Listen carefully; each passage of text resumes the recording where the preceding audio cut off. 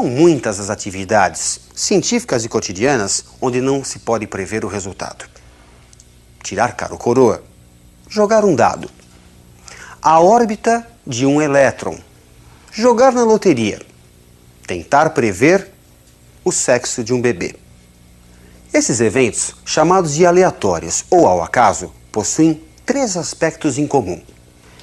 Se conhece previamente o conjunto dos resultados possíveis. Esse conjunto de resultados é chamado de espaço de possibilidades ou espaço amostral. Se desconhece previamente o resultado que se obterá uma vez feita a experiência. Trata-se, portanto, de um resultado que não se pode prever. Se pode repetir a experiência quantas vezes forem necessárias, em condições muito semelhantes. A probabilidade de um evento aleatório, pela regra de Laplace, é a relação entre 2 números. O número de casos favoráveis ao evento pelo número de casos possíveis, desde que equiprováveis. Ao lançar um dado honesto, os casos possíveis são equiprováveis, isto é, todas as faces têm a mesma probabilidade de sair.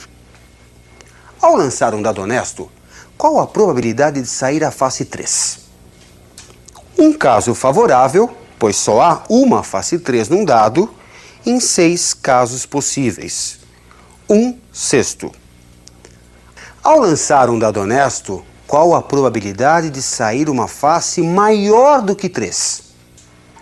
3 casos favoráveis, as faces 4, 5 e 6, em 6 casos possíveis.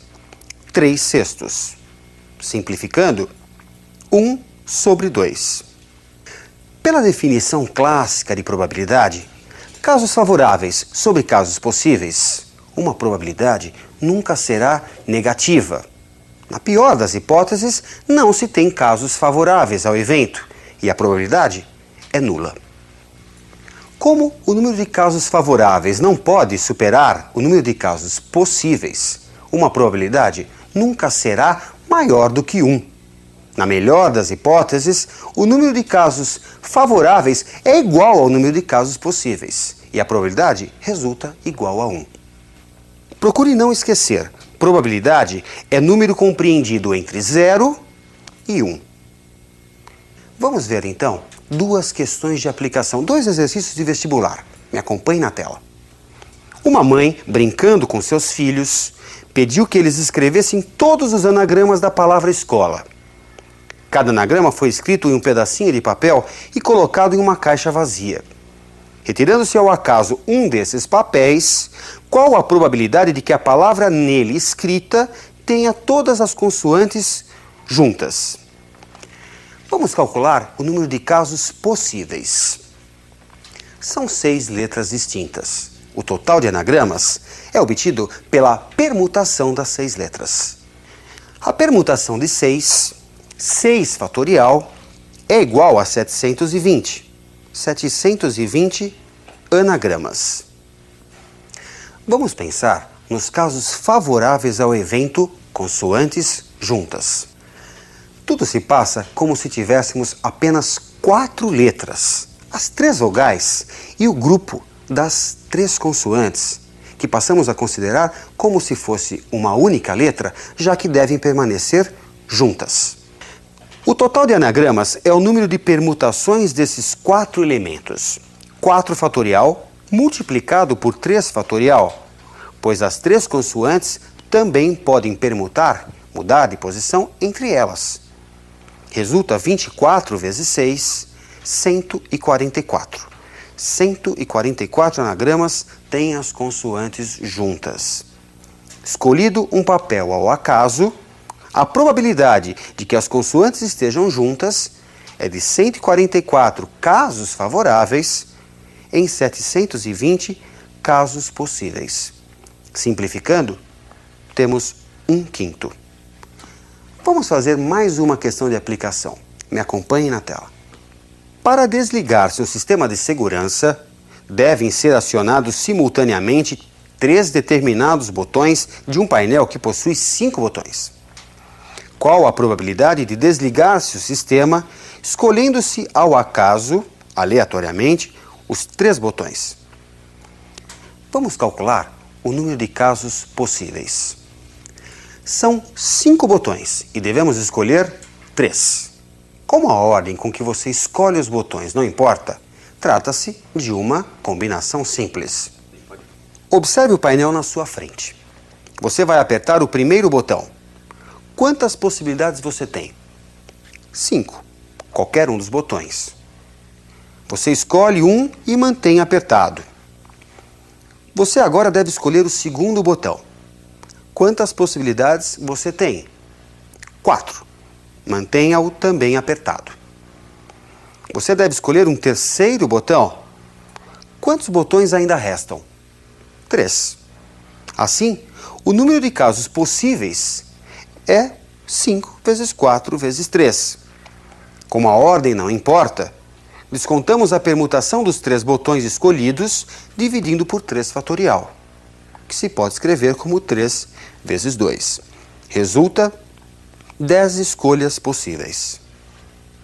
Como você deve escolher 3 botões, e são 3 os botões que desligam o sistema, só temos um caso favorável, a sequência certa. A probabilidade resulta em um caso favorável em 10 possíveis. 1/10. A união de 2 conjuntos A e B nos fornece um outro conjunto, onde cada elemento pertence a A ou a B. Vejamos como calcular a probabilidade deste novo conjunto, o evento união. Se o número de elementos de A unido com B é o número de elementos de A mais o número de elementos de B, menos o número de elementos da intersecção de A e B, então a probabilidade de A unido com B é a probabilidade de A mais a probabilidade de B menos a probabilidade da intersecção. No caso de eventos mutuamente exclusivos, isto é, que não possuem elementos em comum, a probabilidade da união é simplesmente a soma das probabilidades. Vamos resolver uma questão sobre a união de eventos. Me acompanhe na tela. Em um colégio foi realizada uma pesquisa sobre atividades extracurriculares de seus alunos. Dos 500 alunos entrevistados, 240 praticavam um tipo de esporte, 180 frequentavam um curso de idiomas e 120 realizavam as 2 atividades. Ou seja, praticavam um tipo de esporte e frequentavam um curso de idiomas. Se nesse grupo de 500 estudantes, um é escolhido ao acaso, qual a probabilidade de que ele realize pelo menos uma dessas atividades? Isto é, pratique um tipo de esporte ou frequente um curso de idiomas. Constituindo diagramas de Euler-Venn, temos 120 elementos em comum, já que, segundo o texto, esse é o número de alunos que realizam as 2 atividades.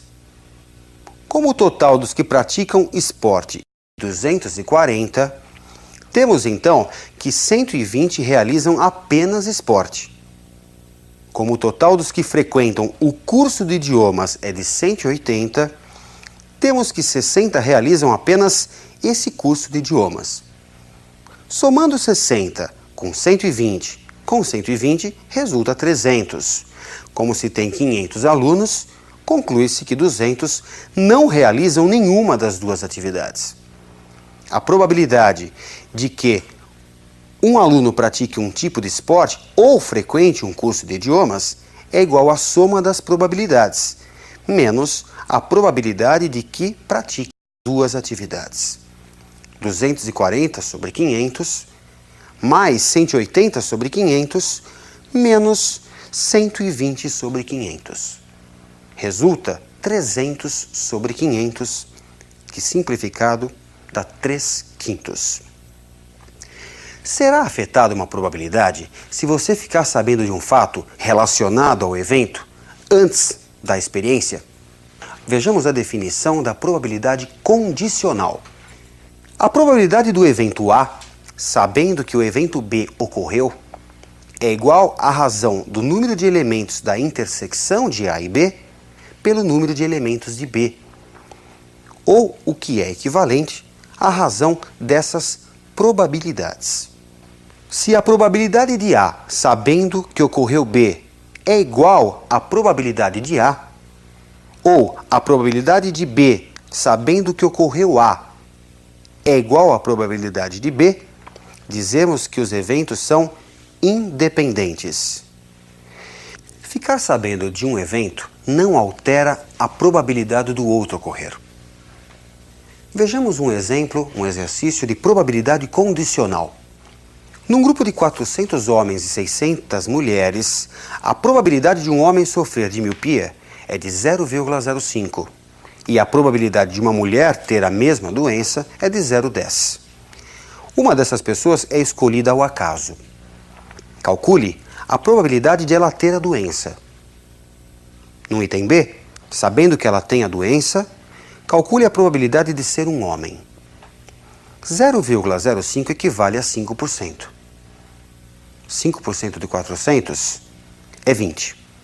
Assim podemos dizer que 20 homens têm miopia e 380 não têm. 0,10 equivale a 10%. 10% de 600 é 60. Assim, podemos dizer que 60 mulheres têm miopia e 540 não têm. Temos um total de 80 pessoas com miopia e 920 pessoas sem miopia. Qual a probabilidade de escolher uma pessoa desse grupo ela ter miopia? Basta dividirmos o total de míopes pelo total de pessoas do grupo. 80 sobre 1000, 0,08. Sabendo que essa pessoa tem miopia, qual a probabilidade de ser homem? Basta pegarmos do total de homens com miopia e dividirmos pelo total de míopes. 20 sobre 80, 0,25. Bem, hoje você teve um primeiro contato com o conceito de probabilidade, a relação entre o número de casos favoráveis a um evento pelo número de casos possíveis, além do evento união e da probabilidade condicional. Ótimos estudos e até a nossa próxima aula.